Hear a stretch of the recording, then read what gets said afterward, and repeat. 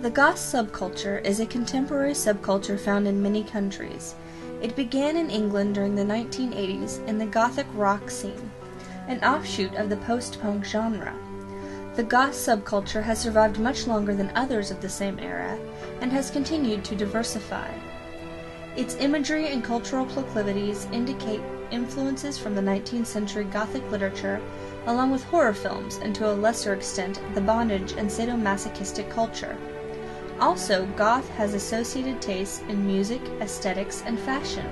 The original Goths were an Eastern Germanic tribe who played an important role in the fall of the Western Roman Empire. In Florence, during the early Renaissance era, the term Goth became synonymous with barbarian and the uncultured. What the fuck, weirdo? Fuck this. The Goth scene. Yeah. Dark. You know,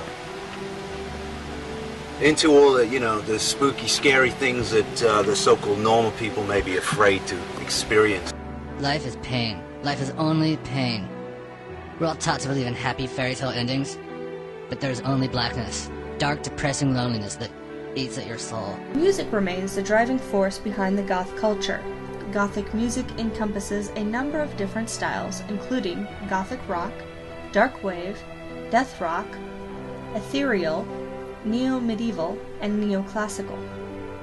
By the late 1970s, there were a few post-punk bands labeled Gothic.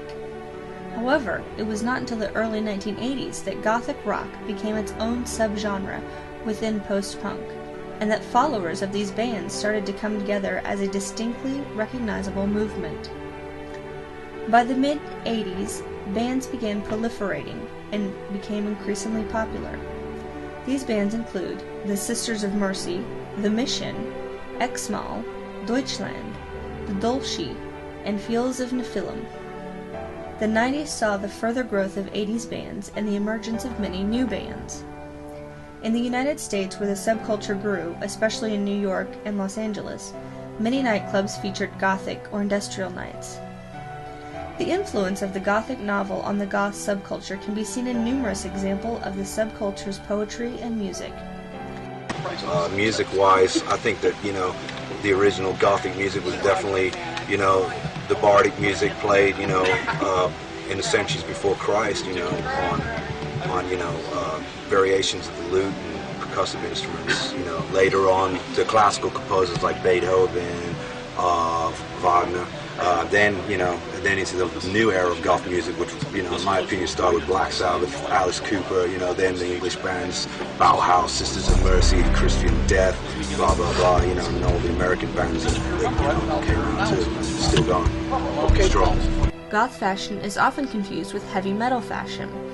Outsiders often mistake fans of heavy metal for goth, particularly those who wear black trench coats or wear corpse paint, a term associated with black metal music scene.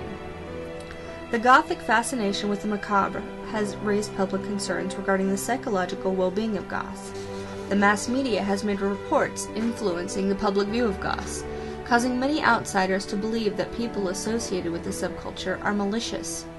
This is disputed by insiders, and the goth subculture is often described as nonviolent.